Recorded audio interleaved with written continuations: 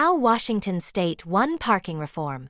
Lessons and strategies for parking flexibility advocates elsewhere. Last week, Governor Bob Ferguson's signature made it official. Washington has passed the strongest statewide rollback of costly parking mandates in the United States. The bill does many things, but put simply, it means that in most places across the state, onerous parking requirements will no longer limit the homes and businesses that Washingtonians need and want. In most circumstances, the new law will restore the rights of property owners, not arbitrary, predetermined local quotas, to decide how many parking spaces they need for the homes or businesses they hope to build. This means more homes in more shapes and sizes, to help address a deep housing shortage and help curb the resulting high home prices and rents. It means less red tape, lower costs, and less wasted space for housing and businesses in the kinds of historic main streets people love to stroll and shop and dine along. And it means undoing legal mandates that forced pollution, sprawl, and excess asphalt in cities and towns where land is scarce and opportunity costs are high. The path to a win wasn't easy. But a few key champions, a broad coalition, and a powerful set of stories and data laid the way. Building on years of housing conversations, Washington's parking bill enjoyed a 2-year turnaround. 4 years, advocates in the Evergreen State have been pushing regulatory reform to tame housing costs, building relationships and growing awareness on how parking mandates contribute to the housing shortage. That said, passing such strong parking legislation was unthinkable even 2 years ago. A 2023 bill to end parking mandates in the tiny fraction of the state's land near transit stops squeaked through one committee but went no further. Since then, though, advocates published more research and shared more stories on the real and present harms caused by excessive parking mandates, and the additional homes that can come from added parking flexibility. Research suggests that building at reduced parking ratios, similar to the caps ultimately adopted in Washington, could make 40% more homes financially feasible to build over today's status quo. Alongside this growing narrative, a bigger-than-ever coalition was gathering together to elevate parking reform as a major housing priority for Washington Democrats this year. Sponsored by superstar housing champion Senator Jessica Bateman, D22, the Parking Reform and Modernization Act, SB 5184, sets universal caps for both residential and commercial parking minimums and repeals them entirely for a set of key uses. It passed on strong bipartisan votes of 40-8 in the Senate and 64-31 in the House. How did Washington move the needle in 2 years? Redesigned the policy to target building types, not transit. Told real stories about why it matters. Activated a broad coalition. Leveraged local progress, garnering support from cities. Added guardrails and off-ramps. Consider the needs of disabled drivers. Had strong legislative champions. Washington's recipe for passing strong parking reform. Target sympathetic building types, not transit-limited geographies. In the lead-up to Washington's 2023 legislative session, ending parking mandates near transit seemed to hold promise. The previous summer, Oregon adopted a suite of reforms eliminating parking mandates along transit routes and for a host of specified uses. A few months later, California passed AB 2097, which ended parking mandates within a half-mile of major transit stops. Inspired by these wins, Washington legislators took up a bill replicating California's. Targeting reforms to places served by transit is relatively easy to justify because it gives more residents and workers the opportunity to use it, maximizing the public investment. It also neutralizes opposition from those who don't live near transit. However, debate over the bill became overrun by concerns that transit service often isn't good enough for residents to go car-free and that even those with access to good transit often still need to drive for some trips. The bill's transit focus ended up being a political liability. Not to mention that limiting reform to within a small radius of a transit stop left out a huge portion of the state's urbanized land was vulnerable to small changes in distances gutting the bill. Based on that lesson, Senator Bateman tried a new approach in 2025, developing a bill with the potential to flip the debate from where should mandates apply, geographically, to when should mandates apply, in what circumstances. It worked. Instead of nitpicking over transit service, the conversation shifted to, for example, whether it's okay for excessive parking mandates to prevent a new daycare from opening. SB 5184's caps and exemptions apply everywhere in a community, not just near transit. The exemption for all homes smaller than 1,200 square feet is particularly impactful. The average new apartment in the United States is 904 square feet, and even the typical two-bedroom averages only 1,097 square feet. In other words, the vast majority of apartments built anywhere in Washington will have full parking flexibility. Same goes for ADUs and a significant portion of middle housing.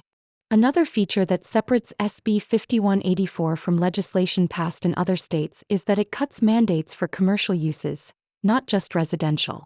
It fully exempts commercial spaces smaller than 3,000 square feet or located on the ground floor of a mixed-use apartment building. It also grants full parking flexibility to childcare facilities, subsidized affordable housing, housing for seniors, and existing buildings undergoing a change of use. Residential and commercial developments that don't fall into any of the bill's targeted categories for full flexibility are still subject to its 3 parking caps. 0.5 spaces per home for multifamily dwellings, 1 space for a detached house, and 2 spaces per 1,000 square feet of commercial space. While SB 5184 was largely successful on the message that excessive parking mandates are bad for all types of communities, legislative sausage-making necessitated compromise on that front. As originally introduced, it applied to all cities and counties regardless of size, but amendments excluded cities with populations under 30,000. Fortunately, this still covers cities and towns that are home to 83% of Washington residents. In contrast, only 20% of Washington residents live within a half-mile of 15-minute transit service. Politics necessitated another compromise: implementation delay. Cities and counties with more than 50,000 people must comply with the bill within 18 months. Remaining jurisdictions have 3 years. Tell real stories about what parking mandates are costing communities now. Storytelling is always a powerful tool for winning policy debates, and there's no shortage of stories that show how absurd parking mandates can be. In Washington, one of those stories was right in the legislature's backyard. Although the parking lot of Capitol Mall sits 90% empty on a typical day, Olympia's parking rules would require hundreds more spaces if it was rebuilt today. Introducing the bill, Senator Bateman called it out. I'm sorry to throw my beloved city under the bus, but I keep giving this example because it's so relevant. Representative Dewar relayed her local story during an amendment debate. In my town of Bothell, just northwest of Seattle, we have a long history of having a rather large space that can only be a furniture store. People have floated ideas about cafes and whatnot, but always it comes back to the fact that those would require additional parking. There's no space. Sightline has covered many more such stories in recent articles, and not so recent ones too. And in last fall's State of Parking Mandates in Washington report that cataloged how inconsistent and arbitrary parking laws are throughout the state. For example, a daycare in Ridgefield was unable to open because it was short 3 parking spots. A teacher in Mount Vernon was unable to build a home on her property because there's no room for the 4 required spaces. An affordable housing project in Washougal had to cut the building's unit count in half after the city raised parking mandates in response to a presentation about the project. These real-life stories of how the parking status quo is harming Washingtonians today were strong counters to worries about hypothetical future parking shortages. Even the bill's critics had to admit it's unwise to prevent a new business from opening over 3 parking spaces. But that's exactly what parking minimums do. Activate a broad coalition to give electeds political cover. Parking tends to be a politically explosive issue, and so to sign on in support of it, naturally most legislators want to be sure they have the political cover that a broad coalition of backers can afford them. Historically, opposition to parking reform has been dominated by vocal minorities of local residents and by municipalities who wish to retain unfettered control to set their own land use laws. Even as more people have come to understand the problems with predetermined parking mandates in recent years, the politics are still catching up. Sightline led the coalition-building effort for SB 5184, uniting a diverse collection of 56 organizations and cities, including affordable housing providers, labor unions, building industry groups, environmental advocates, and others. The bill's policy committee hearings in both chambers each had dozens of people testifying in support, many of them sharing personal stories of how parking mandates thwarted their projects. Leverage local success stories. By the time SB 5184 was in play, 3 Washington cities had fully repealed their parking mandates: Bellingham, population 94,720, Port Townsend, 10,592, and Spokane, 229,447. Elected officials from all 3 publicly supported the bill and helped educate state legislators about how the local reforms were playing out on the ground in their communities. Spokane City Councilor Zach Zapponi reassured Wary House Local Government Committee members. With 2.5 years' experience, developers are still building parking in almost all cases. But Spokane's reforms have been a game-changer for projects on constrained sites or with other circumstances that make it difficult to include as much parking as prior rules required. In Bellingham, repealing parking mandates meant one project could grow from the originally planned 60 homes to 80, and another from 12 homes to 40. Officials from several other cities also supported SB 5184, including Bothell, Burien, Linwood, Mount Vernon, Snohomish, and Vancouver. This show of local support was crucial for counteracting opposition from the Association of Washington Cities and many other jurisdictions. Be willing to add guardrails and off-ramps. To soften concerns from cities that thought the bill was too far-reaching, tailored exceptions were added that did minimal damage to the bill's overall effectiveness. As passed, SB 5184 included 4 such provisions that grant exceptions or give jurisdictions a more gradual pathway to compliance. By the letter of the law, SB 5184 does not apply to parcels on unincorporated county land if the adjacent county road does not meet current roadway standards. That is likely to be true for most roads.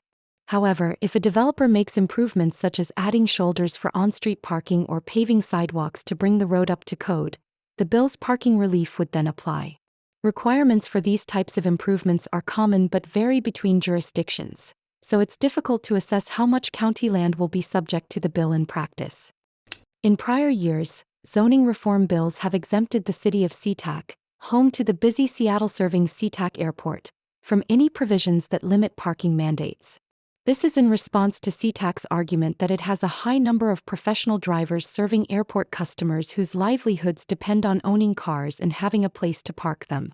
Like those previous bills, SB 5184 does not apply within a 1-mile radius of SeaTac Airport. Jurisdictions can qualify for exemption if they conduct a parking study demonstrating that the bill's required changes to parking mandates would create significantly less safe conditions than the status quo for vehicle occupants, pedestrians, or bicyclists. Jurisdictions can qualify for exemption if they provide analysis verifying that their existing rules are substantially similar to what the bill requires. For example, showing that even though their mandates vary by location, when averaged out they more or less meet the bill's requirements. Importantly, there are no exemptions from the bill's full repeals for daycares, senior living, and affordable housing developments. Time will tell how many jurisdictions go to the trouble of conducting a qualifying study. It takes time and money, and cities have many other competing priorities. Provide for the needs of disabled drivers.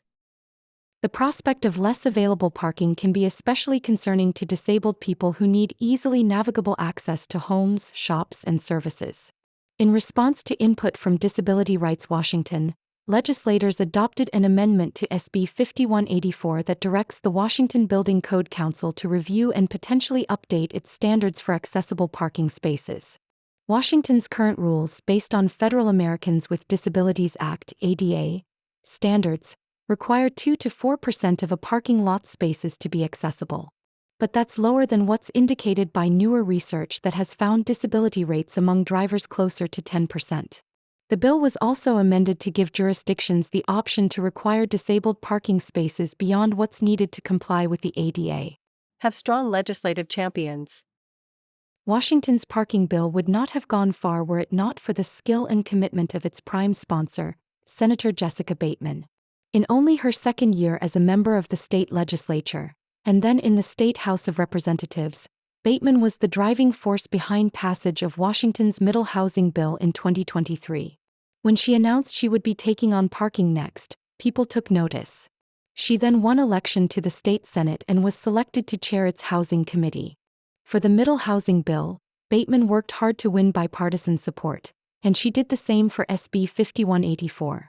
Democrats had the votes to pass the bill on their own but still garnered 13 Republican votes in the Senate and 7 in the House. Her Republican partner on middle housing, Representative Andrew Burkiss, spoke in support on the House floor. We need to continue to work at finding ways to reduce the cost of building housing in Washington state. Parking is one of those pieces. SB 5184 wouldn't have survived in such strong form, or at all, without the dedicated work of Representatives Davina Dewar, who shepherded the bill through the difficult local government committee she chairs, and Strom Peterson, who sponsored the companion bill. And in both chambers, the Democratic caucus leaders backed the bill, as housing was an established legislative priority for the session. Is Washington's parking bill the best yet? Some parking pundits have been quick to call SB 5184 the most sweeping parking reform ever passed in the U.S. That's probably true, but it's a bit of a judgment call. How do you compare reforms that cap high parking mandates universally with geographically narrower ones that give deeper flexibility over parking counts? Washington's bill excels on both fronts. While cities smaller than 30,000 people will see no reform, but represent just 17% of the state's population, everywhere else vast numbers of new homes and businesses will no longer have to provide parking at all, and the rest will have uncommonly low parking minimums, far greater parking flexibility than builders have seen for perhaps half a century. For comparison, Oregon's 2022 reform has catalyzed complete repeals in 20 cities that cover 40% of the state's population, with more sure to come. The bar won't stand for long. Montana's parking bill, which passed the legislature just a day after Washington's did and is just awaiting Governor Gianfort's signature, has higher caps, 1 space per home and 0.5 for those under 1,200 square feet, and doesn't address commercial uses. However, it applies in all towns and cities in the fast-growing state, even if it currently has about 1/7 the population of Washington. 8 other states also have parking reform bills currently in play: New Hampshire, Minnesota, Florida, Pennsylvania, Massachusetts, and Texas. And North Carolina and Connecticut have both introduced bills that would fully repeal parking mandates statewide. Regardless of what happens next, Washington has shown a new path to parking reform. That's great news for Washingtonians, and possibly for millions more Americans in states where parking reformers can follow this lead.